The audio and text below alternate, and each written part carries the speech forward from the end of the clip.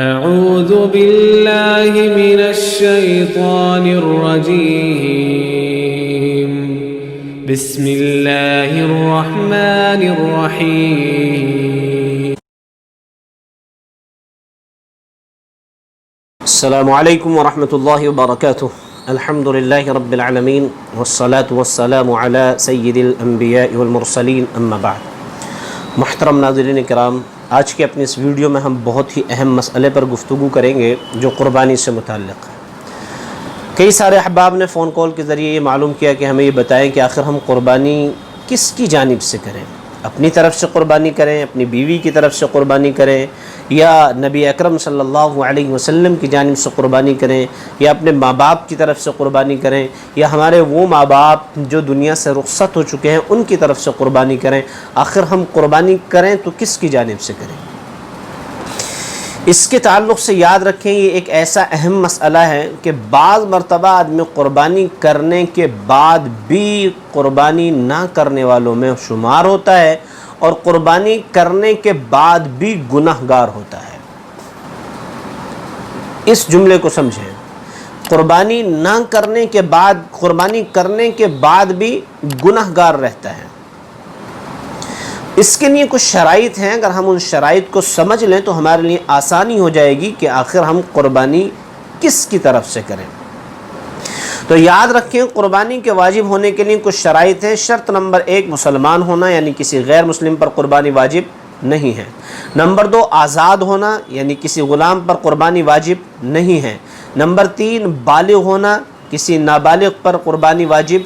نہیں ہے۔ نمبر 4 مقیم ہونا، کسی مسافر پر قربانی واجب نہیں ہے۔ اور نمبر 5 صاحب نصاب ہونا، یعنی ایسا شخص ہونا جو شریعت کی نظر میں مالدار سمجھا جاتا ہے، جس کو صاحب نصاب کہتے ہیں۔ یہ 2 چیزیں قدر وضاحت کی ہیں۔ ایک تو یہ کہ آدمی کا مسافر ہونا، یعنی اگر کوئی آدمی سفر شرعی کرنے کے بعد، سفر شرعی 82 کلومیٹر سے کچھ اوپر ہے، یعنی تقریباً 82 کلومیٹر ہے، کہ اگر کوئی آدمی اتنی مسافت طے کر کے، یعنی اتنے ڈسٹینس کو پاس کر کے کسی جگہ کا سفر کرتا ہے اور وہاں پر وہ آدمی 15 دن سے کم ٹھہرنے کی نیت کرتا ہے تو وہ شخص وہاں پر مسافر ہے۔ اور اگر 15 دن کی نیت کر لیتا ہے یا 15 دن سے زائد نیت کر لیتا ہے تو اب وہ شخص وہاں پر مسافر نہیں رہا، اب وہ شخص مقیم ہے۔ لیکن ان 3 دنوں کے اندر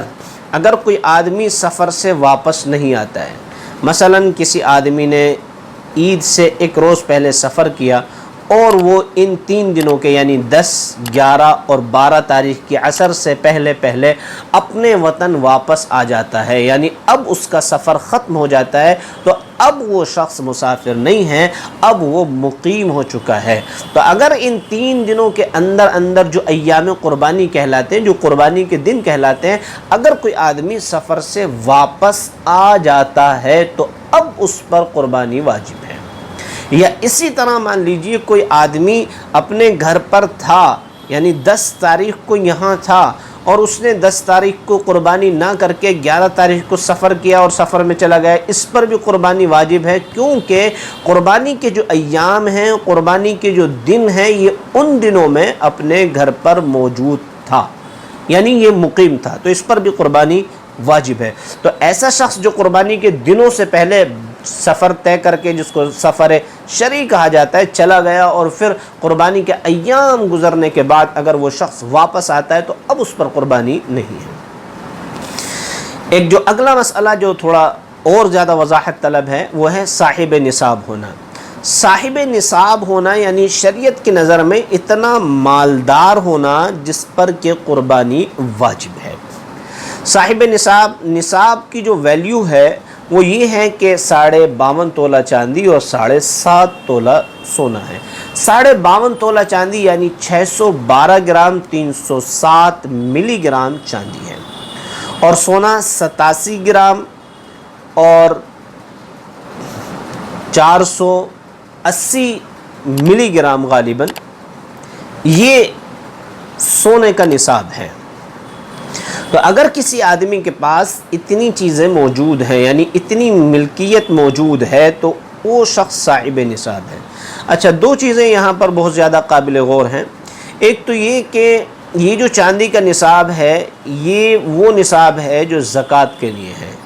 اور اس کے لیے ایک شرط یہ بھی ہے کہ اس پر پورا سال گزرے۔ لیکن قربانی کے نصاب میں یہ ضروری نہیں ہے کہ آپ کے پاس سونا، چاندی یا کیش کی شکل میں کوئی چیز موجود ہو،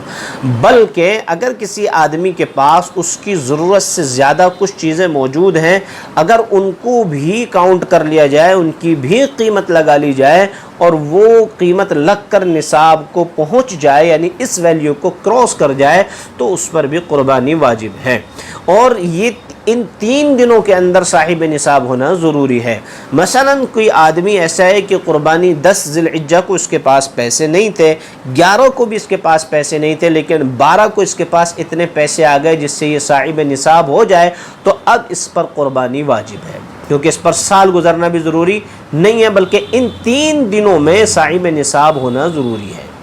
کسی بھی وقت 3 دنوں میں صاحب نصاب ہو جاتا ہے تو قربانی واجب ہے۔ دوسری چیز یہ ہے کہ اس نصاب کے لیے، زکوٰۃ کے نصاب کے لیے سونا، چاندی یا پیسہ ہونا ضروری ہے، لیکن اس نصاب میں اگر یہ چیزیں اس کے پاس نہیں ہیں بلکہ اس کے پاس ضرورت سے زیادہ کچھ چیزیں ہیں، مثلا اس کے پاس 10,000 روپے کیش ہیں، لیکن اس کے پاس 2-3 موبائل ایسے ہیں جو اس کی ضرورت سے زیادہ ہیں، یعنی ضرورت تو ایک موبائل سے بھی پوری ہو سکتی ہے، اب اس کے پاس 10,000 روپے کے پتہ چلا 3 ملٹی میڈیا فون موجود ہیں، تو 20,000 روپے کی قیمت کے تو وہی ہو گئے، اور 10,000 اس پر کیش ہیں، تو اس پر بھی قربانی واجب ہے۔ اگر کسی آدمی کے پاس ضرورت سے زیادہ گاڑی ہے، اس پر بھی قربانی، اگر اس کی جو ضرورت سے زیادہ گاڑی ہے، اگر اس کی ویلیوشن دوسرے مال کے ساتھ مل کر کے نصاب کو پہنچ جاتی ہے، اس پر بھی قربانی واجب ہے۔ گھروں میں جو لوگوں نے ہزاروں روپے کی LED لگا رکھی ہیں جو اس کی ضرورت میں شامل نہیں ہے، کیونکہ ایسا نہیں ہے کہ LED کے بغیر آدمی نہیں رہ سکتا ہے، LED کوئی اس کی حوائج اصلیہ میں نہیں ہے، یعنی ایسی ضروریات جو انسان کے لیے لازمی ہیں، جیسے اس کا مکان ہے، اس کے کپڑے ہیں، اس کا کھانا ہے، اس کا پینا ہے، اور اس کی کچھ چیزیں ہیں جو گھر میں وہ استعمال کرتا ہے۔ اگر مان لیجیے اس کے پاس ضرورت سے زائد فرنیچر بھی پڑا ہوا ہے، اگر اس کی قیمت کو لگا کر اور دوسری قیمت اس کے پاس، مان لیجیے 5,000 روپے اس کے پاس کیش ہے، لیکن اس کے پاس جو فرنیچر پڑا ہوا ہے وہ اس کی ضرورت سے زیادہ ہے، اس کو استعمال بھی نہیں کرتا، بس پڑا ہوا ہے، اگر اس کی قیمت لگا لی جائے کہ وہ 25,000 یا 30,000، 25,000 کا بھی اگر وہ ہوتا ہے، اس کو بیچ دیا جائے، تو وہ قیمت 25,000 اور یہ 5,000 دونوں مل کر کے نصاب کو پہنچ جائے گی، تب بھی اس پر قربانی واجب ہے۔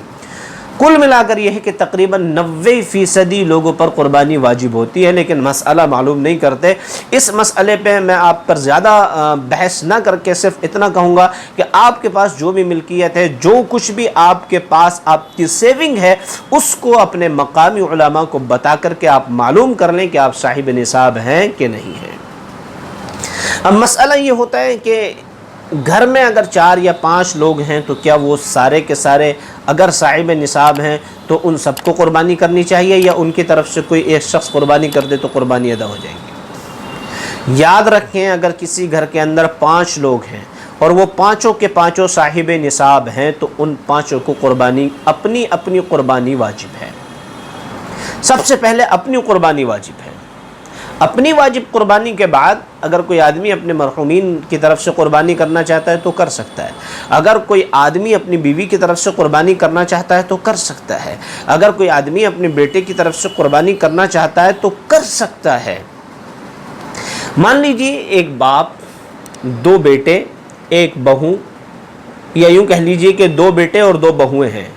باپ کا کاروبار الگ ہے، دونوں بیٹوں کا کاروبار الگ الگ ہے۔ دونوں بیٹوں کی بیویوں کے پاس جو جیولری ہے وہ اتنی ہے کہ جو 612 گرام 307 ملی گرام چاندی کی قیمت کو پہنچ جاتی ہے یا اس سے اوپر چلی جاتی ہے۔ اسی طرح جو والدہ ہیں ان کے پاس بھی اتنی جیولری موجود ہے، تو ان سب پر قربانی واجب ہوگی۔ مان لیجئے باپ کے پاس 50,000 روپے ہیں، یعنی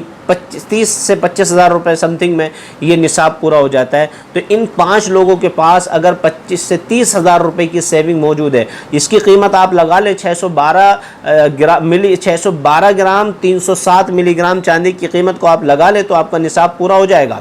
تو اب اتنی ویلیو آپ دیکھ لیں کہ مارکیٹ میں اتنی ویلیو کی جو چاندی ہے اس کی کیا قیمت ہے۔ اگر اتنی قیمت کے آپ مالک ہیں تو آپ میں سے 5 اور 6 لوگ جتنے بھی گھر میں موجود ہیں، ان 5-6 لوگوں پر قربانی واجب ہوگی۔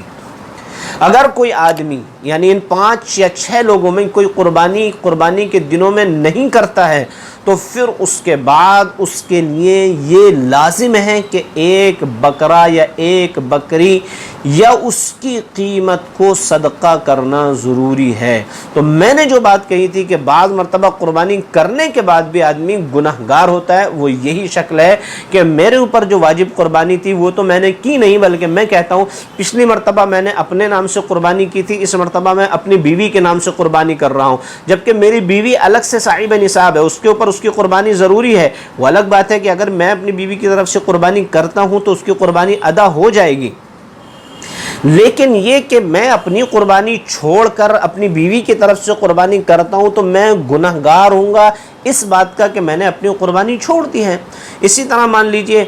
ہمارے ہاں یہ ہوتا ہے کہ میں نے اس سال اپنی قربانی کی، اگلے سال اپنی بیوی کی کروں گا، اس کے بعد اپنے بیٹے کی کروں گا، اس کے بعد اس کی بہو کی کروں گا، تو گویا کہ گھر میں 5 لوگوں پر قربانی ہوتی ہے، لیکن قربانی کسی ایک شخص کے نام سے کی جاتی ہے، بقیہ وہ 3 حضرات جن پر قربانی واجب ہے ان کی طرف سے قربانی نہیں کی جاتی۔ اس صورتحال میں اب لازمی ہوتا ہے کہ اتنے سالوں کی جتنے سال قربانی نہیں کی ہے حساب لگا کر کے ہر سال کا ایک بکرے کی قیمت کا صدقہ کرنا واجب ہے، اگر نہیں کریں گے تو گناہگار ہوں گے۔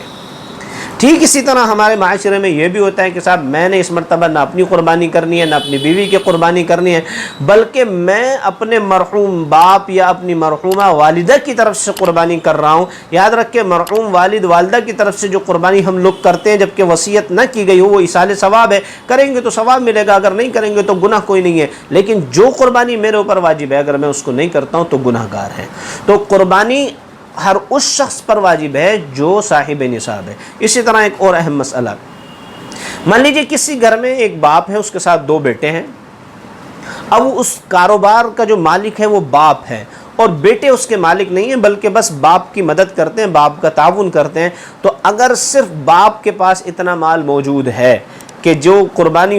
واجب ہوتی ہے تو صرف باپ کر دے، ان دونوں بچوں کے پاس جو باپ کی مدد کرتے ہیں یہ آزاد بھی ہیں، بالغ بھی ہیں، مسلمان بھی ہیں، مقیم بھی ہیں، لیکن ان کے پاس اتنا مال نہیں ہے، یعنی 25 سے 30 ہزار روپے سم تھنگ اتنا سیونگ ان کے پاس نہیں ہے، تو پھر ان پر قربانی واجب نہیں ہے۔ لیکن اگر ان پر اتنی سیونگ ہے، ان کے پاس اتنا مال موجود ہے، تو ان دونوں کو اپنی قربانی الگ الگ کرنی ہوگی، اور اگر یہ دونوں شادی شدہ ہیں اور ان کی بیویاں بھی موجود ہیں اور ان کے پاس اتنا مال بھی موجود ہے جس سے 612 گرام 307 ملی گرام چاندی آتی ہے، تو ان بیویوں کے لیے بھی لازمی ہے کہ وہ اپنے پاس سے پیسے خرچ کر کے جو ہے قربانی کریں، لیکن اگر شوہر ان کی طرف سے کر دے تو بھی قربانی ادا ہو جائے گی۔ تو جتنے گھر کے اندر افراد صاحب نصاب ہیں ہر شخص پر قربانی واجب ہے۔ ایسا نہیں کر سکتے کہ باپ قربانی کر دے اور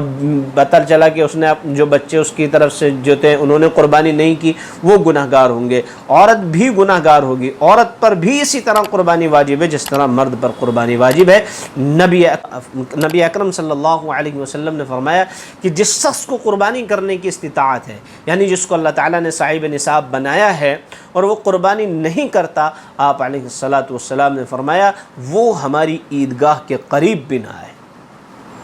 یعنی اس شخص کو آپ صلی اللہ علیہ وسلم نے اس قدر سختی کے ساتھ منع فرمایا، اس قدر سخت اور ناراضگی کے الفاظ آپ نے ظاہر فرمائے کہ اس کو کوئی حق نہیں ہے کہ وہ ہماری عیدگاہ میں آئے۔ اسی لیے اس طرف خصوصی طور پر توجہ دیں، یہ بہت اہم مسئلہ ہے، اس سے اکثر و بیشتر لوگ